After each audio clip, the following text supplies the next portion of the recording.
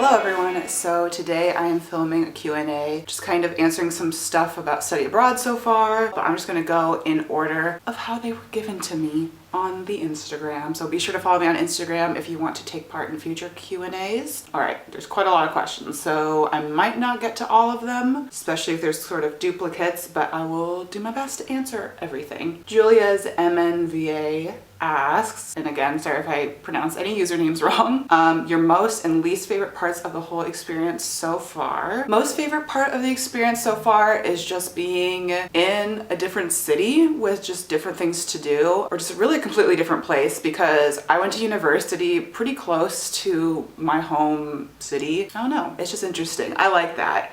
It really could have been any city, but I do really enjoy Copenhagen a lot. Least favorite part of the whole experience so far, kind of trying to juggle responsibilities that I have from back at home while I'm here. I'm at a point in my time at university where I'm supposed to be applying for internships and proposing my honors project, and those are things I would rather not be doing in a really fun city. Imani Love asks, what have been your favorite foods / places to eat while in Copenhagen so far? Well, my favorite thing to make, which I have just made right before this video, and it is delicious. Maybe I'll do a little veg vlog on it, but really it's super easy, so I don't even have to show it necessarily. Just take some plain ramen, some sesame oil, and some of that, I think it's like red pepper chili paste. Here, I can grab it. This stuff, yeah. You make your noodles, mix in some of that in a separate pan or the same pan after you've cleaned it out a bit.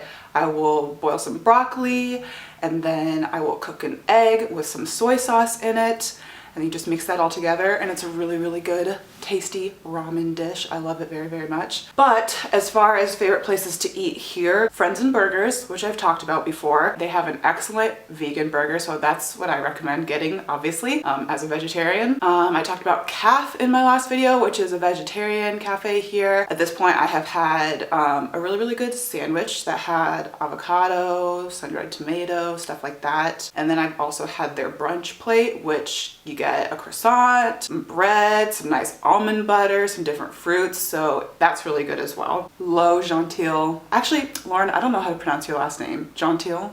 Is that too French? I'm not sure. But anyway, she asks, when are you coming to France? Miss you, girl. I worked with her this past summer.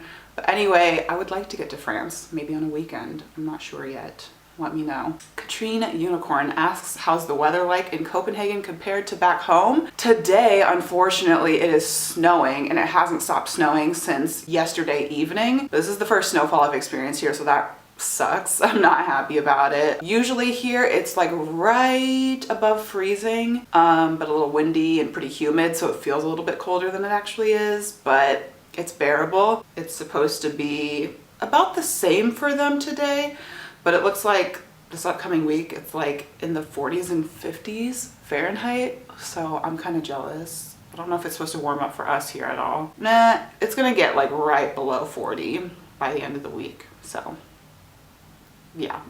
Chaska Kilo asks, what do you miss most from back home and what surprises you about life in Copenhagen? I miss people, because otherwise, Iowa is not that exciting. So what surprises you about life in Copenhagen? The amount of people that smoke here is surprising to me, because always hearing about Copenhagen being such a health conscious, sustainable city, blah, blah, blah. In fact, people here don't really recycle a lot either.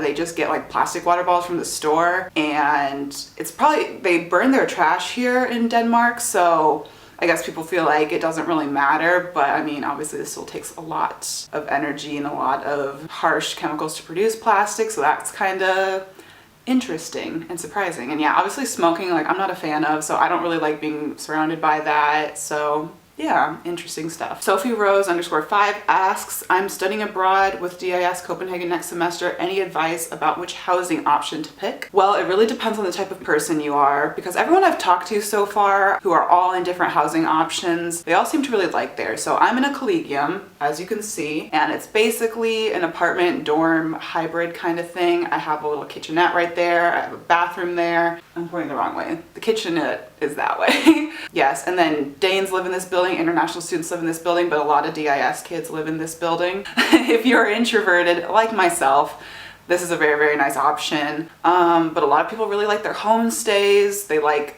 getting to come home to maybe like a dog or a family that has kids, coming home to like a home cooked meal. So that's a really, really good option as well. The commute could be a little bit longer for that one, but it's not going to be that bad. An LLC, so a living learning community, those are kind of like you would live with a ton of people who all have a similar interest. So there's like the Green LLC or the Cooking LLC. And so I guess you guys do a lot of activities. I actually don't know much about this one, but I've heard a lot of people are in them and they like them. But you get together and do activities that are related to your interests. Residential communities are a lot like dorms. They're kind of similar to collegiums, except you would have maybe like 3 other roommates. I've met someone who's doing live with a Dane option, so you'd live like with a young adult here in the city, and she really enjoys that. She's kind of near an area in city center where there's a lot to do, so that's fun. So really, it's like none of them are better than the other. It just really depends on who you are as a person. SRN.K asks, hey Tara, do you know if it's difficult to find an apartment in Copenhagen? I have no idea, actually.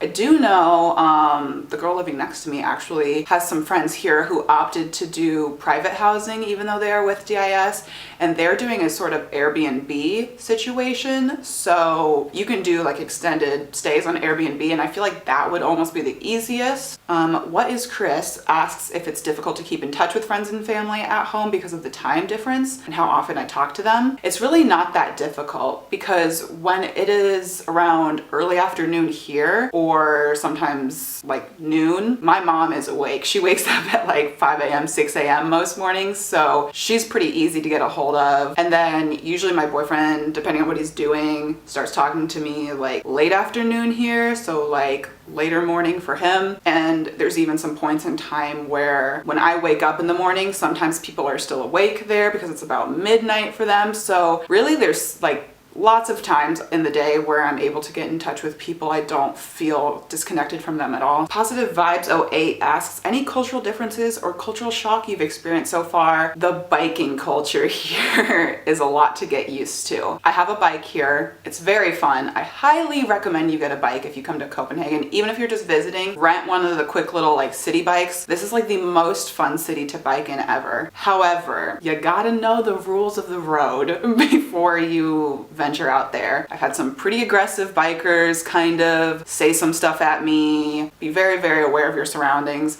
Even as a pedestrian, if you're going to cross, if you're crossing through a bike lane, look both ways because they are more likely to hit you than a car is here. So that's just something that I've noticed. Leanne.Hua or HWA asks, how is taking classes abroad different than back at home? And she says, I hope you're having a good time, Tara. Thank you, I am. I go to a study abroad institute, so this is not like an exchange program. I'm not going to school with Danes, which I think has maybe been unclear to some of you, but the classes here are laid out still very differently than they are at my home university. The coursework here is not a lot of like little busy work things. Like I have a lot of busy work at my home university, a lot of like readings, and then you have to take a quiz. Like I'll have like multiple quizzes every week that I have to do online back at home, but here they kind of expect you to do your readings, but they're not gonna like quiz you on it. You might discuss it in class. A lot of the stuff here is very discussion based, and then you've just got some bigger projects that kind of make up your grades. So I prefer that. I enjoy that. PB Cupcake, my gal, Anna asks, what's one thing you wish you knew before going there? I wish I knew how stylish everyone's outerwear was because I feel like a trash can walking around here. Like everyone's got like a fur coat or like some big fuzzy coat or a really expensive pea coat, and I've got like my waterproof rain jacket. So Shawnice Husiak asks, how is the LDR going? I kind of already mentioned, but it's going well. It's not too difficult to have a long distance relationship if you and the other person really are both on the same page and understanding of each other's schedules and able to make it work. There's definitely maybe a bit of a learning curve at the beginning, but honestly right now I would say it's pretty good. I think he would say it's pretty good. We talk very frequently, FaceTime very frequently. We're actually going to be sending letters or cards to each other soon, so just making sure you keep that connection alive, and that sort of more real connection of kind of sending mail to each other is definitely nice as well. I do not know how to pronounce this username. Daryidil asks, how expensive is Copenhagen compared to the area of your school in America? Well, I go to school in Iowa. Copenhagen is definitely more expensive. It's 25% sales tax here. It's 6% sales tax where I am from. A little painful. It's actually not a huge difference day to day here what I'm spending, because groceries really aren't that expensive here. It's just eating out at restaurants is very expensive here. Isabel Tan W asks, any plans for traveling around soon? I will be traveling near the end of this month to go to Amsterdam and Barcelona. So that's very exciting. I have been to Amsterdam before, but I've never been to Barcelona. Dislikable Millennial asks, was studying abroad something you've always wanted to do, or was it something you needed to build up the courage to finally say, yes, I'm gonna do it? It wasn't something I've always wanted to do until my freshman year of college. She also says in this question that she was kind of hesitant, or is kind of hesitant, because of the whole culture shock thing. I'm in a place where there's really not a whole lot of culture shock. Denmark is fairly similar to the US. There's definitely some big differences. Something else I forgot to mention earlier, people aren't necessarily PC here. Not to get too political, but I think people should be treated respectfully. You know, I think people should not be called derogatory terms, and people use that as part of their humor here. Yeah, it is just that. For the most part, it's just humor, so like you can't be offended by it too much, but it is a little, you know? And that's basically it, except for this long string of questions that a stupid person named HW_Zimmerman asks, which I don't even know who that is, but I suppose I'll answer some of them. He asks, if you could be a bear or a dog, which one would you be? A dog. If you had to choose between going to an island full of dogs or an island full of breakfast food, which would you choose? That's a harder one. An island full of dogs. Have you been on a boat in Copenhagen? What's the boat situation like? How likely is it for a traveler to get on a boat? There's a lot of boats here, a lot of harbors, so there's a lot of boats. I have not been on one yet, but I will be on one by the end of this week as part of my core course week traveling, so there you go. Is it better to suffer injustice or to cause it? I guess it's better to suffer it. Is the top still spinning? Yes. Wait, let me think about that. Was that the, if the top falls over, it's, I don't remember the end of Inception. I'm not gonna do the last two, so we're just gonna leave it at that. Thank you all very much for watching this video. I hope you enjoyed. Let me know what other videos you want to see, but until then, I will see you all next time. Bye guys.